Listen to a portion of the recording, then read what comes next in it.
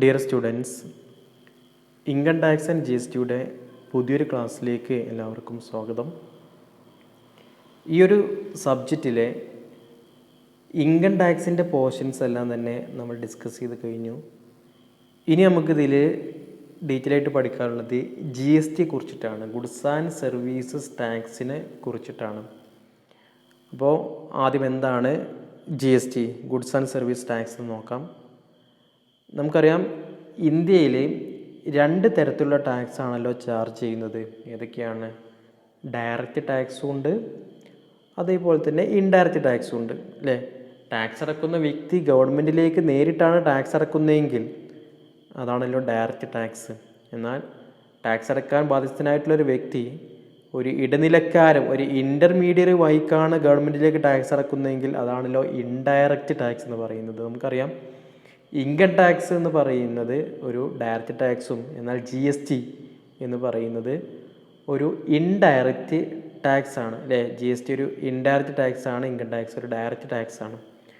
അപ്പോൾ G S T നമ്മൾ അടക്കുന്നത് ഓരോ പെർട്ടിക്കുലർ പ്രൊഡക്റ്റ് അല്ലെങ്കിൽ സർവീസസ് ഒക്കെ വാങ്ങിക്കുമ്പോൾ അതിൻ്റെ മുകളിലുള്ള ടാക്സ് ആരുടെ കയ്യിൽ നിന്നാണോ വാങ്ങുന്നത് അവർക്ക് കൊടുക്കുകയും അവരാണ് ഗവൺമെൻറ്റിലേക്ക് അടക്കുകയും ചെയ്യുന്നത്. ഓക്കെ. അപ്പോൾ 2017 ജൂലൈ 1 നിലയിൽ വന്നിട്ടുള്ള ഗുഡ്സ് ആൻഡ് സർവീസസ് ടാക്സിനെ കുറിച്ചിട്ടാണ് നമുക്ക് ഡീറ്റെയിൽ ആയിട്ട് പഠിക്കേണ്ടത്. 2017 ജൂലൈ മുമ്പുണ്ടായിരുന്നത് value added tax, excise duty പോലുള്ള ഒരുപാട് കാര്യങ്ങളുണ്ടായിരുന്നു. സെൻട്രൽ ഗവൺമെൻറ് ചുമത്തിയിരുന്നതും അതുപോലെ തന്നെ സ്റ്റേറ്റ് ഗവൺമെൻറ് ചുമത്തിയിരുന്നതുമായിട്ടുള്ള ഗുഡ്സ് ആൻഡ് സർവീസസ്, ഗുഡ്സിനെയും സർവീസിനൊക്കെ സെപ്പറേറ്റ് ടാക്സുകൾ ഉണ്ടായിരുന്നു. അതെല്ലാം ഒഴിവാക്കിക്കൊണ്ട് തന്നെ ഒരു ഒറ്റ ടാക്സ് സിസ്റ്റം ആക്കി മാറ്റിയതാണ് ഇത് ഗുഡ്സ് ആൻഡ് സർവീസസ് ടാക്സ് എന്ന് പറയുന്നത്. ഇതിൻ്റെ ഏറ്റവും അൾട്ടിമേറ്റ് ആയിട്ടുള്ള ഒബ്ജക്റ്റീവ് എന്ന് പറയുന്നത് ഡബിൾ ടാക്സേഷൻ ഒഴിവാക്കുക എന്നുള്ളതായിരുന്നു. അതായത് നിലവിലൊരു ഇൻഡയറക്റ്റ് ടാക്സ് റിഫോംസ് ഉണ്ടായിരുന്നു, സിസ്റ്റം ഉണ്ടായിരുന്നു, അത് ഒഴിവാക്കിയിട്ടാണല്ലോ ജി എസ് ടി കൊണ്ടുവന്നത്. അപ്പോൾ ആദ്യം ഉണ്ടായിരുന്ന ആ ഒരു ഇൻഡയറക്റ്റ് ടാക്സ് സിസ്റ്റത്തിനേക്കാൾ എന്തെങ്കിലും ഒരു അഡ്വാൻറ്റേജ് ഏതിനുണ്ടാവണം? ജി എസ് ടിക്ക് ഉണ്ടായിരുന്നു. ആ ഒരു അഡ്വാൻറ്റേജ് എന്ന് പറയുന്നത് എലിമിനേറ്റിംഗ് ഡബിൾ ടാക്സേഷനാണ്. അതായത് ടാക്സ് ഈടാക്കിയ തുകക്ക് മുകളിൽ വീണ്ടും വീണ്ടും ടാക്സ് കൊടുക്കേണ്ട ഒരവസ്ഥ വാറ്റ്, അതായത് വാല്യൂ ആഡഡ് ടാക്സിലൊക്കെ വന്നിരുന്നു. അതായത് ആദ്യം നമ്മളൊരു എമൗണ്ട് മാനുഫാക്ചർ എന്തെങ്കിലും ഒരു സാധനം വാങ്ങിക്കഴിഞ്ഞാൽ അദ്ദേഹം അതിന് ടാക്സ് കൊടുക്കും അല്ലേ. ആ മാനുഫാക്ചർ ഫിനിഷ്ഡ് പ്രൊഡക്റ്റാക്കി മാറ്റി അതൊരു ഹോൾസെയിലർക്ക് കൊടുക്കുമ്പോൾ അദ്ദേഹത്തിന് ലാഭം കൂട്ടിയിട്ട് അതിവിടെയും ഒരു പോർഷൻ ടാക്സ് ഈടാക്കും. ഈ ഹോൾസെയിലർ ഒരു റീറ്റെയിൽക്ക് കൊടുക്കുകയാണെങ്കിലോ അവയും അവിടെ ഒരു ലാഭം കൂട്ടി അതിന് ടാക്സ് ഈടാക്കും. ആ റീറ്റെയിലർ ഒരു കസ്റ്റമർക്ക് വിൽക്കുമ്പോഴും അവിടെയും ഉണ്ട് ടാക്സ്. അങ്ങനെ പലതരത്തിലുള്ള ടാക്സ് പ്രശ്നങ്ങളുണ്ടായിരുന്നു. അതായത് ഈടാക്കിയ എമൗണ്ടിന് തന്നെ വീണ്ടും വീണ്ടും ടാക്സ് ഈടാക്കുന്ന ഒരു പ്രോസസ്സായിരുന്നു വാല്യൂ ആഡഡ് ടാക്സ് ഉണ്ടായിരുന്നത്. അതാണ് ഡബിൾ ടാക്സേഷൻ. നമ്മൾ ടാക്സ് കൊടുക്കുന്ന എമൗണ്ടിന് മുകളിൽ പോലും അതായത് ടാക്സ് അടയ്ക്കേണ്ട ആ ഒരു പ്രിൻസിപ്പൽ എമൗണ്ട് അല്ല, ടാക്സ് അടക്കുന്ന എമൗണ്ടിൻ്റെ മുകളിൽ പോലും വീണ്ടും ടാക്സ് കൊടുക്കേണ്ട ഒരവസ്ഥ ഏതിലുണ്ടായിരുന്നു? വാല്യൂ ആഡഡ് ടാക്സിലൊക്കെ ഉണ്ടായിരുന്നു. അപ്പോൾ ഇത്തരത്തിലുള്ള ഡീമെറിറ്റ്സ് ഒക്കെ ഒഴിവാക്കിക്കൊണ്ടാണ് ഏത് കൊണ്ടുവന്നത്? ജി എസ് ടി കൊണ്ടുവന്നത്. അതോടൊപ്പം തന്നെ ആദ്യം സെൻട്രൽ ഗവൺമെൻറ് ഈടാക്കിയിരുന്ന പലതരത്തിലുള്ള ടാക്സ് ഉണ്ടായിരുന്നു, സ്റ്റേറ്റ് ഗവൺമെൻറ് ഈടാക്കിയിരുന്ന പലതരത്തിലുള്ള ടാക്സ് ഉണ്ടായിരുന്നു, സർവീസിന് ടാക്സ് വേറെ ആയിരുന്നു. അതെല്ലാം ഉൾക്കൊള്ളിച്ചുകൊണ്ട് തന്നെ ഉണ്ടാക്കിയിട്ടുള്ള ഒരു ടാക്സാണ് ഏത്? Goods and services tax. 2017 July 1 G S T ഇന്ത്യയിൽ നിലവിൽ വന്നതെന്ന് കൂടി മനസ്സിലാക്കി വെക്കുക. അപ്പോൾ നമുക്ക് ജസ്റ്റ് നോക്കാം. G S T is the comprehensive multi stage destination based tax which is levied on every value addition. നമ്മൾ പറഞ്ഞു, വാല്യൂ ആഡഡ് ടാക്സിൽ നമ്മൾ ഓരോ ആളുകൾ കൈമാറ്റം ചെയ്യുമ്പോൾ അവരും എന്ത് ചെയ്യുന്നുണ്ട്? മുഴുവൻ എമൗണ്ടിന് ടാക്സ് കൊടുക്കുന്നുണ്ട്. പക്ഷേ ജി എസ് ടിയിൽ അങ്ങനെയല്ല. Levied on every value addition. എത്രയാണോ അതിന് ഇനി വാല്യൂ കൂടിയത് ആ കൂടിയ എമൗണ്ടിന് മാത്രമേ അദ്ദേഹം ടാക്സ് കൊടുക്കേണ്ടതുള്ളൂ. ഉദാഹരണത്തിന്, മാനുഫാക്ചറർ റോ മെറ്റീരിയൽ വാങ്ങിയപ്പോൾ അദ്ദേഹം ടാക്സ് കൊടുത്തിട്ടുണ്ടല്ലോ. ഈ മാനുഫാക്ചറർ അതൊരു ഫിനിഷ്ഡ് ഗുഡ്സാക്കി മാറ്റി അദ്ദേഹത്തിൻ്റെ ലാഭവും കൂട്ടിയിട്ട് ഈ ഹോൾസെയിലർക്ക് വിൽക്കുമ്പോൾ ആ ഹോൾസെയിലർ കയ്യിൽ നിന്നും ടാക്സ് ചാർജ് ചെയ്യുന്നത് ഏത് മാത്രമാണ്? അദ്ദേഹം കൂട്ടിയ വിലയുണ്ടല്ലോ, മാനുഫാക്ചർ വാങ്ങിയ വില ഉണ്ടല്ലോ, ആ വാങ്ങിയ വിലയിൽ അല്ല കൺസിഡർ ചെയ്യേണ്ടത്. അദ്ദേഹം ആ വാങ്ങിയ വിലയിലേക്കാൾ എത്രയാണോ എമൗണ്ട് കൂട്ടിയത്, ആ 10 രൂപക്ക് വാങ്ങിയ സാധനം അദ്ദേഹം 15 രൂപക്കാണ് ഹോൾസെയിലർക്ക് കൊടുത്തതെങ്കിൽ ആ 5 രൂപക്ക് മാത്രമേ ഇനി ടാക്സ് ചാർജ് ചെയ്യുള്ളൂ. എന്നാൽ വാല്യൂ ആഡ് ടാക്സിൽ അങ്ങനെയല്ലായിരുന്നില്ല. എങ്ങനെയായിരുന്നു? ആ 15 രൂപക്ക് ടാക്സ് ചാർജ് ചെയ്തിരുന്നു. ഈ 15 രൂപക്ക് ഈ ഹോൾസെയിലർ വാങ്ങിയത് റീറ്റെയിലർക്ക് 25 രൂപക്കാണ് കൊടുക്കുന്നതെങ്കിൽ ആ 25 ആ 10 രൂപ ഉണ്ടല്ലോ, അതിന് മാത്രമേ GST ചാർജ് ചെയ്യുകയുള്ളൂ. അതാണ് ഇതിൻ്റെ പ്രത്യേകത. വാല്യൂ ടാക്സിനാണെങ്കിൽ ആ 25 രൂപക്ക് വീണ്ടും ടാക്സ് ചാർജ് ചെയ്യും. അങ്ങനെ വാല്യൂ ആഡ് ചെയ്യുന്ന തുകക്ക് മാത്രമാണ് GST ലെവി ചെയ്യുന്നത് എന്നുള്ളതാണ് പറയുന്നത്. എന്നിട്ട് പറയുകയാണ്, it is the single tax on the supply of goods and services. സാധനങ്ങളും സേവനങ്ങളും കൈമാറ്റം ചെയ്യുമ്പോൾ അതിന് ലെവി ചെയ്യുന്ന ഒരു സിംഗിൾ ടാക്സാണ് ഏത്? GST എന്ന് പറയുന്നത്. GST is the biggest and significant indirect tax reforms in India. ഇന്ത്യയിലെ ഏറ്റവും വലിയ വളരെ ഇമ്പോർട്ടൻ്റ് ആയിട്ടുള്ള ഒരു ഇൻഡയറക്റ്റ് ടാക്സ് റിഫോംസ് ആണ് GST. The concept of GST subsumed എന്ന് പറഞ്ഞാൽ ഇൻക്ലൂഡ് എന്നാണ് അർത്ഥം. Central excise law, service tax law, VAT, entry tax, octroi etcetera. അതായത് ഇന്ത്യയിൽ ഉണ്ടായിരുന്ന എക്സൈസ് ലോസ്, അതുപോലെ തന്നെ service tax law, VAT, entry tax, octroi എന്നിങ്ങനെയുള്ള ഒരുപാട് ഇൻഡയറക്റ്റ് ടാക്സുകൾ ഉണ്ടായിരുന്നു. അതെല്ലാം ഒഴിവാക്കി അതിനെല്ലാം ഉൾപ്പെടുത്തിക്കൊണ്ടാണ് ഏതുണ്ടാക്കിയത്? GST ഉണ്ടാക്കിയത്. എന്നിട്ട് പറയാണ്, GST has brought the Indian taxation framework under the unique ideology one nation one tax. നമ്മുടെ രാജ്യത്ത് തന്നെ ഇപ്പോൾ ഉള്ള ഒരു യൂണിക് ഐഡിയോളജിയാണ് അല്ലേ, ഇങ്ങനെ ഓരോന്ന് one nation one tax, one nation one card എന്നൊക്കെ പറഞ്ഞിട്ട് ഒരുപാട് കാര്യങ്ങളുണ്ട്. അതിൽ ഉൾപ്പെടുത്തിയിട്ട് കൊണ്ട് ഉണ്ടാക്കിയിട്ടുള്ളതാണ് ഇത് വൺ നേഷൻ വൺ ടാക്സിൻ്റെ അടിസ്ഥാനത്തിൽ ഉണ്ടാക്കിയിട്ടുള്ള ഒന്നാണ് ഇത് GST. അതായത് ഒരു രാജ്യത്ത് ഒരൊറ്റ ടാക്സ്. ഓക്കെ. ഇപ്പോൾ ഇൻഡയറക്റ്റ് ടാക്സിന് മറ്റത് ഓരോ സംസ്ഥാനത്തും വ്യത്യസ്ത തരത്തിലുള്ള റേറ്റും ടാക്സും ഒക്കെ ആയിരുന്നു ഉണ്ടായിരുന്നത്. അതോടൊപ്പം തന്നെ സെൻട്രൽ ഗവൺമെൻറ് ഈടാക്കിയിരുന്നതും ഒരുപാട് ടാക്സുകൾ ഉണ്ടായിരുന്നു. ഇതിനൊക്കെ ഒഴിവാക്കിക്കൊണ്ട് തന്നെ ഒരു രാജ്യത്ത് ഒരൊറ്റ ടാക്സ് എന്നുള്ള കോൺസെപ്റ്റോട് കൂടിയിട്ടുണ്ടാക്കിയിട്ടുള്ളതാണ് ഇത് GST എന്ന് പറയുന്നത്. GST came into force from 1st July 2017. 2017 July 1 മുതലേക്കാണ് GST എന്ത് ചെയ്തത്? ഇന്ത്യയിൽ നിലവിൽ വന്നതെന്ന് കൂടി കൂട്ടിപ്പഠിക്കാം. ഓക്കെ.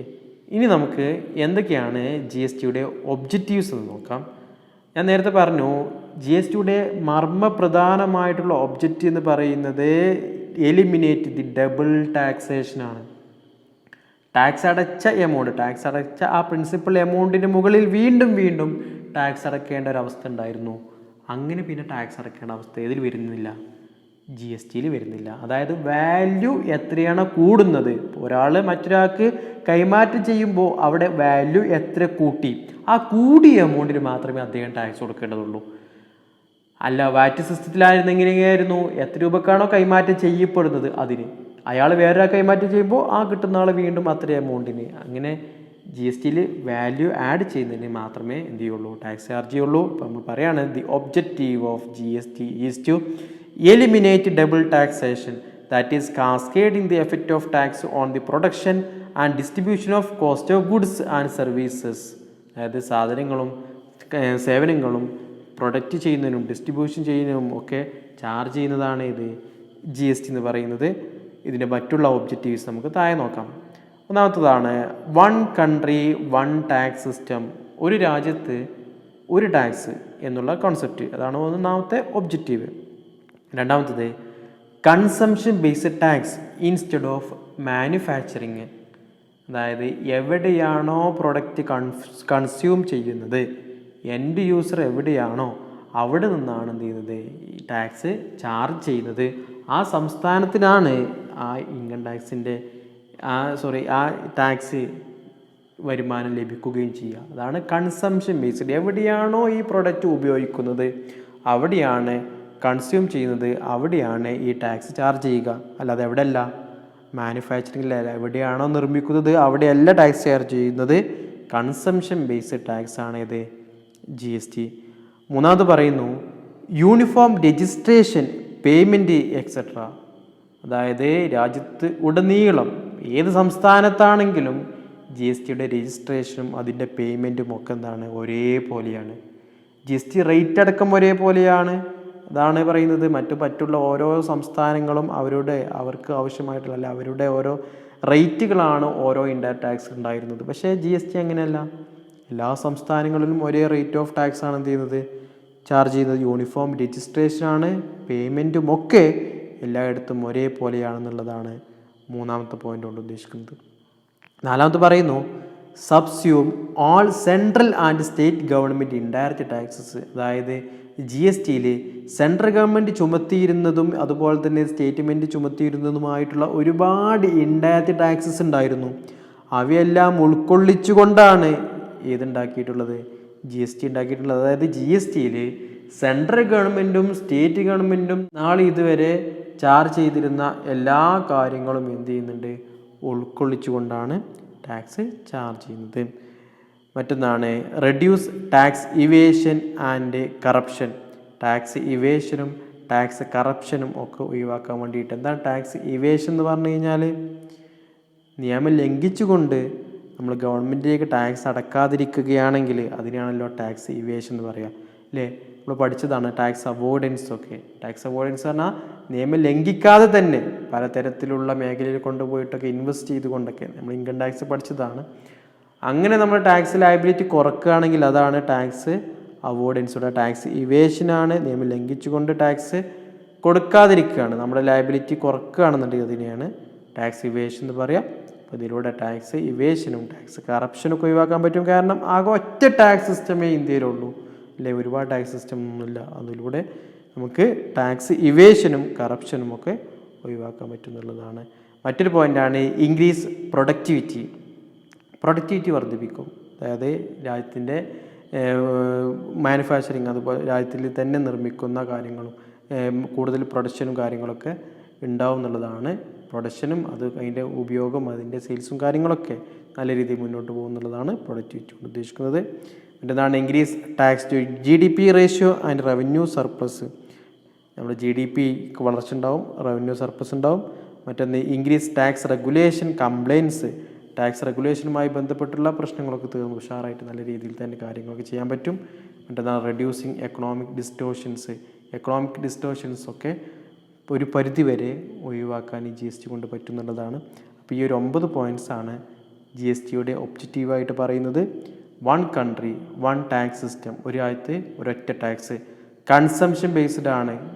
എവിടെ എന്തല്ല, മാനുഫാക്ചറിങ് അല്ല, എവിടെയാണോ കൺസ്യൂം ചെയ്യുന്നത് അവിടെയാണ് ടാക്സ് ചാർജ് ചെയ്യുന്നത്. യൂണിഫോം രജിസ്ട്രേഷനാണ്. നമ്മുടെ രാജ്യത്തുടനീളം എല്ലായിടത്തും ഒരേ രജിസ്ട്രേഷനാണ് പേയ്മെൻറ്റും ഒക്കെ നടത്തുന്നത്. അതുപോലെ തന്നെ subsume all central and state government indirect taxes. Central ഗവൺമെൻറ്റും സ്റ്റേറ്റ് ഗവൺമെൻറ്റും നാളിതുവരെ ചാർജ് ചെയ്തിരുന്ന എല്ലാ ടാക്സിനെയും ഇൻക്ലൂഡ് ചെയ്തിട്ടാണ് GST ഫ്രെയിം ചെയ്തിട്ടുള്ളത്. Reduce tax evasion and corruption, increase productivity, increase tax to GDP ratio and revenue surplus, increase tax regulation compliance, reducing economic distortions. ഇത്രയും കാര്യങ്ങളാണ് ഒബ്ജക്റ്റീവ്സ് ഓഫ് GSTയുമായി ബന്ധപ്പെട്ട് പഠിക്കാനുള്ളത്. Okay, thank U.